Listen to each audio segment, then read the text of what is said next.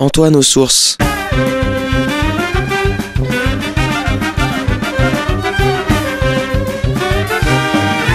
Une émission présentée par Jean-Marie Alafort.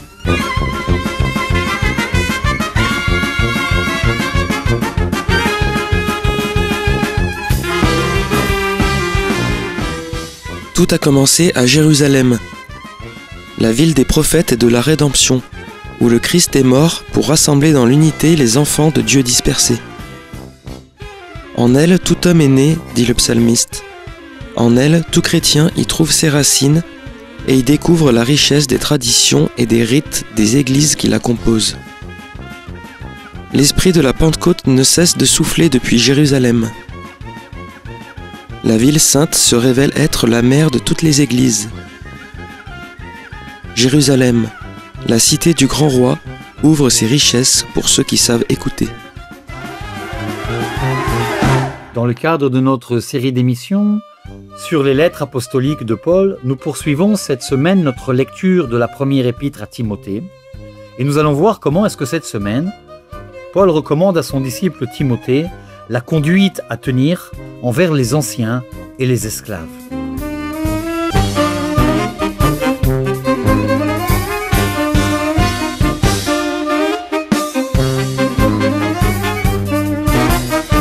Alors nous poursuivons notre lecture de la première épître de Timothée.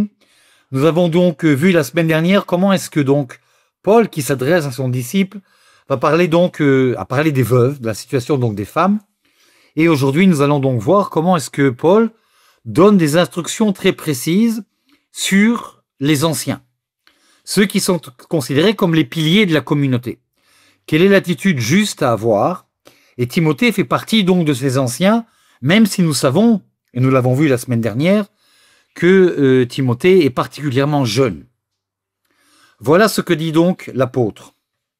Les anciens qui exercent la présidence méritent double honneur. Alors ça, c'est une tradition qui nous vient véritablement, évidemment, de la tradition juive. Ce qu'on appelle donc les skenim. Zikne Aham, les anciens.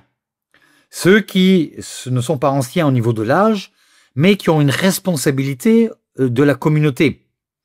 Il reprend finalement les mêmes données que nous connaissons très bien dans la tradition talmudique, par rapport donc aux membres du Sanhédrin, par exemple, qui sont donc considérés comme des anciens.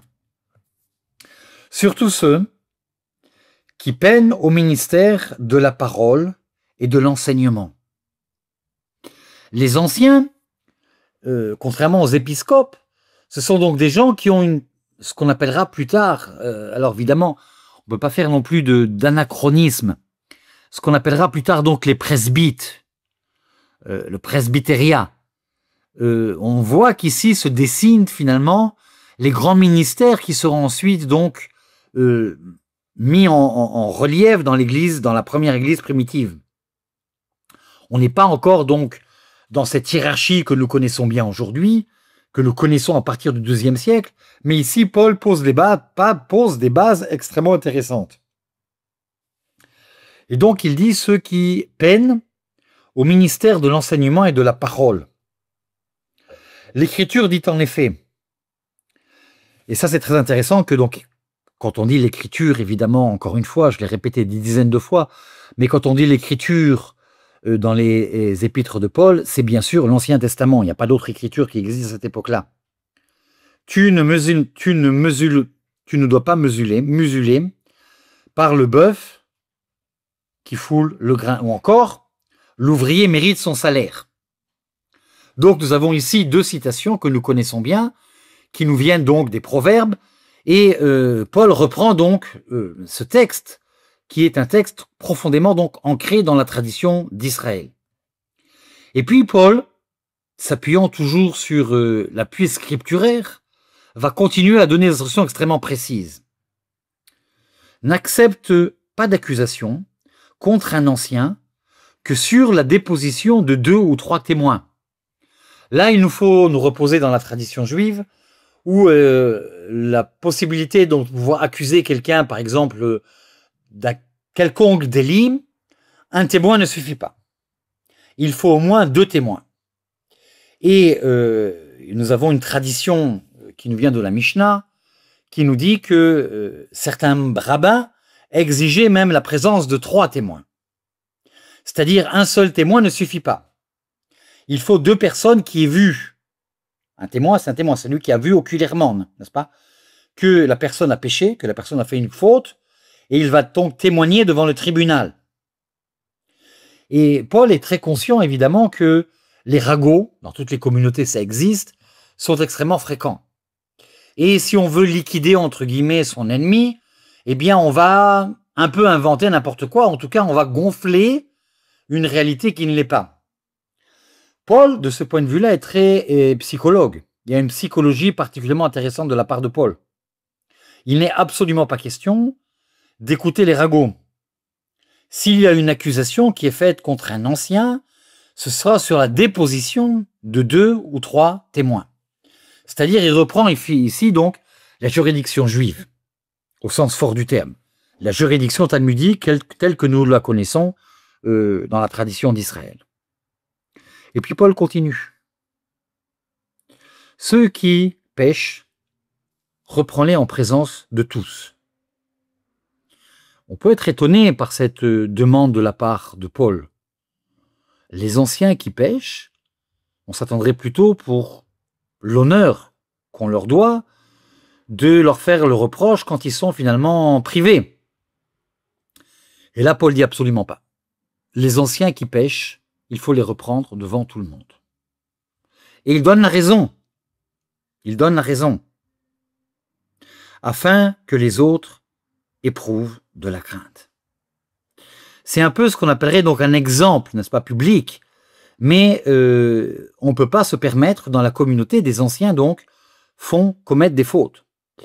Je ne veux pas faire d'actualité trop précise, mais si on avait fait attention à cette petite recommandation de Paul, qui n'est pas une petite recommandation, qui est une grande recommandation, eh bien on n'en serait peut-être pas arrivé là, au niveau de tous les scandales que nous connaissons donc dans l'Église actuellement, avec par exemple l'histoire de la pédophilie.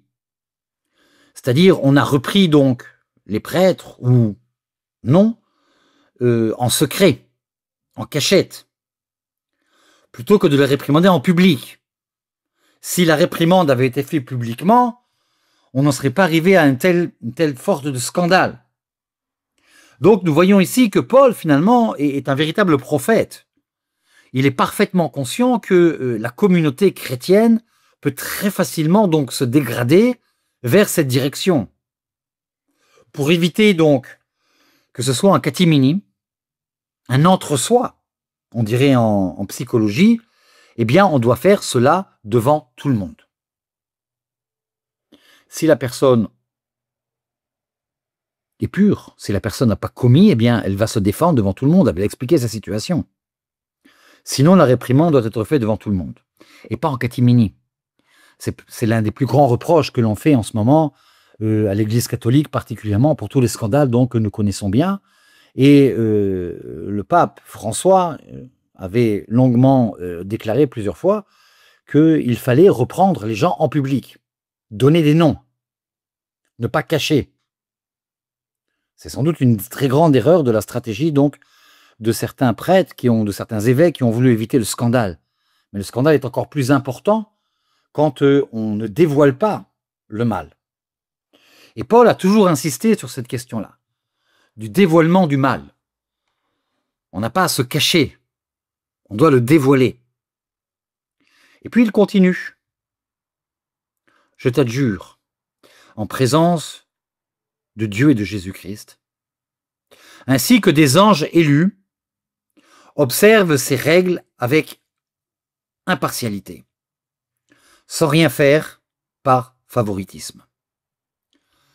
Là, on voit comment est-ce que Paul est lucide, j'ai envie de dire, sur le statut de l'homme, sur le statut humain. Nous avons tellement tendance à faire, si vous voulez, ce que je donne à l'un, je ne donne pas à l'autre, à faire du favoritisme. Et Paul dit, nous devons agir avec impartialité. Il n'y a pas ici de favoritisme en aucun cas. C'est tellement d'actualité quand on lit ce texte-là, on peut évidemment faire une véritable relecture de ce que nous connaissons dans nos communautés. toute personne qui a vécu en communauté, malheureusement, peut relire ce texte et peut parfois mettre des doutes sur l'impartialité, par exemple, du supérieur, sur l'impartialité donc de l'évêque, sur l'impartialité du prêtre, à telle ou telle personne par rapport à une autre personne. Paul nous demande d'être honnête devant Dieu. Donc, d'observer ces règles avec impartialité. Ce qui est extrêmement dur. Ce qui demande une très grande force d'esprit. Pour ne pas dire une certaine indifférence. Parce que ça donne cette impression-là, que Paul finalement demande à Timothée, son disciple, eh bien, ça peut nous sembler une contradiction à l'amour. Mais ici, Paul veut déraciner le mal profondément à la racine. C'est la raison pour laquelle il faut être impartial. Et puis, continuons le texte, parce que Paul, donc, ne reste pas à ce point-là, il va encore ajouter un autre point extrêmement intéressant. N'impose hâtivement les mains à personne. C'est-à-dire, on ne donne pas l'ordination, ce qu'on appellerait aujourd'hui l'ordination sacerdotale, diaconale, à la hâte. On attend, on discerne. Le discernement fait partie donc de la vocation de l'épiscope, de celui donc qui est chargé de la communauté. N'impose hâtivement à personne les mains. Ne participe pas au péché d'autrui, toi-même garde-toi pur. Qu'est-ce que ça veut dire ne pas participer au péché d'autrui? Eh bien, c'est finalement agir avec impartialité. Si je n'agis pas avec impartialité, je participe au péché d'autrui. Je voudrais revenir sur un point que j'ai sauté tout de suite. Paul dit quelque chose d'intéressant. Ainsi, donc, il adjure donc en présence de Dieu, du Christ, Jésus-Christ, ainsi que des anges élus. C'est-à-dire, nous sommes ici dans une théologie extrêmement intéressante, une théologie juive, où nous avons une angéologie extrêmement profonde, et nous avons déjà ce combat entre les anges déchus et les anges élus. Et Paul nous parle bien donc des anges élus, c'est-à-dire de ceux qui ont fait le choix, très clairement, d'être du côté de Dieu. Et il reprend ici donc une topographie qui existe à partir du IIe siècle avant Jésus-Christ, et qui sera développée ensuite dans toute une théologie, dans toute une littérature qui va être extrêmement foisonnante à partir du IIIe, IVe, Ve, VIe siècle après Jésus-Christ, mais également dans la littérature rabbinique. On va faire une contradiction entre les anges élus et les anges déchus. Ces anges, donc, qui se sont révoltés contre Dieu et qui ont apporté donc à l'humanité le péché, qui ont enseigné à l'humanité le péché. Nous avons ici une vision théologique quand même extrêmement intéressante. Cesse, alors là c'est très intéressant, parce que Paul arrête 2 minutes donc de donner des instructions générales pour la communauté et s'adresse à son disciple qui est son ami intime. Et là nous voyons encore une fois, et je l'ai dit combien de fois dans les émissions précédentes, combien est-ce que Paul n'est pas seulement donc un enseignant, n'est pas seulement un théologien, n'est pas seulement un pasteur, n'est pas seulement un homme de charisme, mais c'est surtout un homme d'humanité extrêmement profonde. L'humanité de Paul, j'ai envie de dire, se reflète en permanence dans tous ces textes-là. Écoutons le texte, un texte formidable, c'est un texte extraordinaire. Cesse de ne boire que de l'eau. Prends un peu de vin, à cause de ton estomac fragile et de tes fréquentes faiblesses. Paul donne un conseil qui était connu à l'époque dans le monde médical d'ailleurs, et que reprendra plus tard ensuite la règle de Saint Benoît. La règle de Saint Benoît, donc, demande que les moines aient tous les jours un petit verre de vin. Nous savons aujourd'hui, alors là, je vais dans un autre secteur dans lequel je ne vais pas rentrer trop longtemps, mais nous savons aujourd'hui, par les spécialistes de la diététique, que le vin a justement des conséquences très positives quand il est pris à petite dose sur la santé. Il y a de nombreuses études qui ont été faites ces 10 dernières années, de voir que les centenaires sont des gens qui en général buvaient du vin de façon fréquente, mais à petite dose. Et Paul dit, cesse de ne boire que de l'eau. Bois un peu de vin, car tu as des aigreurs d'estomac, vraisemblablement donc Timothée souffrait des aigreurs d'estomac. On voit ici que Paul donc s'intéresse à la santé de son disciple. C'est-à-dire c'est véritablement une lettre pastorale au sens fort du terme. Le pasteur ne donne pas donc des grandes consignes extrêmement, j'ai envie de dire, grandiosistes, sans s'occuper finalement de la réalité quotidienne de la personne. Il est des hommes dont les péchés sont manifestés avant même qu'on les juge. Chez d'autres, au contraire. Ils ne le deviennent qu'après. Alors, Paul décrit une situation de fait. Il y a des gens, on sait qu'ils sont pécheurs. C'est-à-dire, ça se dévoile tout de suite, ça se voit donc à l'œil nu, ça creve les yeux, j'ai envie de dire. Et puis Paul, en bon psychologue, parce qu'il y a aussi un part de psychologie, il y a des gens qu'on ne découvre que plus tard. C'est-à-dire des gens avec qui on a imposé les mains, on ne découvrira beaucoup plus tard que finalement il y a du mal dans ces gens qui vont ensuite causer donc des dégâts importants dans la communauté. Les bonnes œuvres, les belles œuvres, dit-il, pareillement sont manifestes. Même celles qui ne le sont pas ne peuvent rester cachées. Paul dit quelque chose d'intéressant, c'est-à-dire que quelqu'un qui fait des bonnes œuvres, ça se voit ou ça ne se voit pas. Mais en fin de parcours, ça ne reste pas caché. C'est-à-dire quelqu'un qui est bon, eh bien, il va transpirer cette bonté. Là, nous avons encore une part de psychologie qui est quand même très très intéressante donc de la part de Paul. Et puis Paul donc va arriver à un autre sujet qui est extrêmement intéressant, qui est donc celui des esclaves. Quel est le statut des esclaves? Nous sommes dans une situation au 1er siècle de l'ère chrétienne où il y a une hiérarchie très très claire de la société. Il y a les hommes libres, il y a les princes, il y a les dirigeants, il y a les notables, il y a les hommes libres, il y a les agriculteurs, il y a les princes. Et il y a les esclaves. Une hiérarchie qui est très très claire. Paul ne va pas détruire cette hiérarchie. Paul ne vient pas faire table rase. Paul ne vient pas dire « vous vous trompez complètement ». Ce n'est pas du tout son propos. Il va replacer, j'ai envie de dire, tout ce contexte dans la lumière même du Christ. Écoutons le texte. Là, c'est à propos des esclaves. Tous ceux qui sont sous le joug de l'esclavage doivent considérer en leur maître comme digne d'un entier respect. C'est-à-dire, il ne vient pas dire l'esclave doit se révolter contre son maître. Au contraire, l'esclave doit le respect à son maître afin que le nom de Dieu et la doctrine ne soient pas blasphémés. Paul, disons-le une fois pour toutes, c'est pas Che Guevara. Ce n'est pas un révolutionnaire. On a fait, dans les années 20, dans les années 30, dans certains courants du christianisme, le christianisme comme une espèce de marxisme, n'est-ce pas? Absolument pas. Paul ne vient pas révolutionner la société. Il vient la sanctifier, ce qui est tout à fait différent. Dans la situation dans laquelle je suis, il faut que je sanctifie le nom de Dieu. Il n'y a pas de raison pour l'instant, en tout cas il n'y a pas de les moyens de changer ce qui se passe. Il y a un ordre établi. Il ne change pas l'ordre établi. Mais dans cet ordre établi, je viens sanctifier les personnes là où ils se trouvent. Quelle est la juste attitude par rapport à la sanctification? Et puis il continue. Ceux qui ont des maîtres croyants, qu'il ne leur manque pas de considération sous prétexte qu'ils sont frères. C'est-à-dire, il donne ici cet élément qui est tout à fait possible et qui a existé sans doute, c'est qu'il y avait donc des maîtres et des esclaves, toute la maison avait reconnu donc Jésus comme le Messie. Et par conséquent, donc, les maîtres et les esclaves sont devenus donc chrétiens.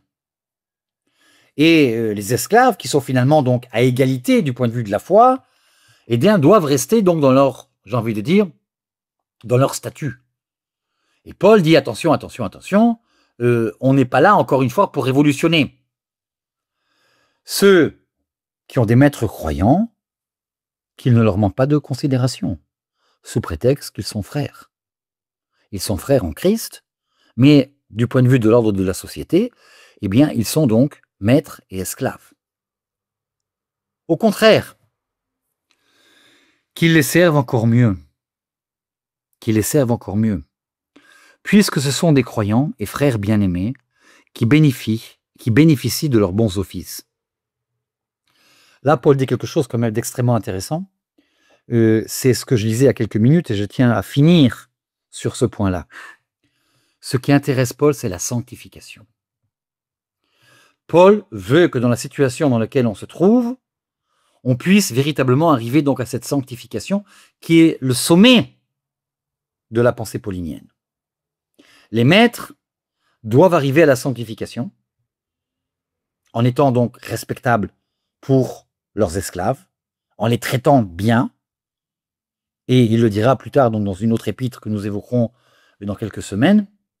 Et pour les esclaves, eh bien, ils doivent servir leur maître encore plus, avec encore plus de zèle, puisqu'ils sont frères dans la foi.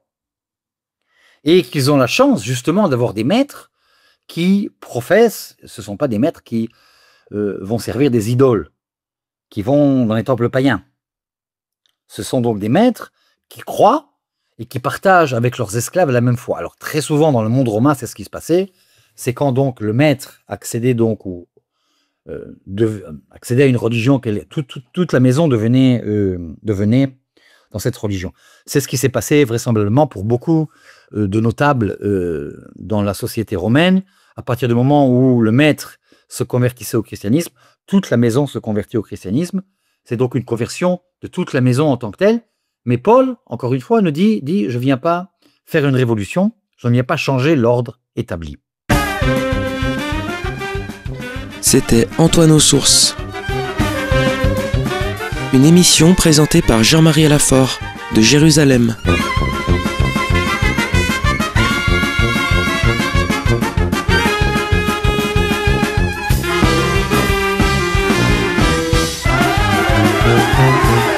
Dans le cadre de notre série d'émissions sur les épîtres apostoliques, nous avons poursuivi cette semaine notre lecture de la première épître à Timothée. Et nous avons vu comment est-ce que Paul donne des instructions précises à Timothée, quelle est la bonne conduite à tenir envers les anciens et les esclaves.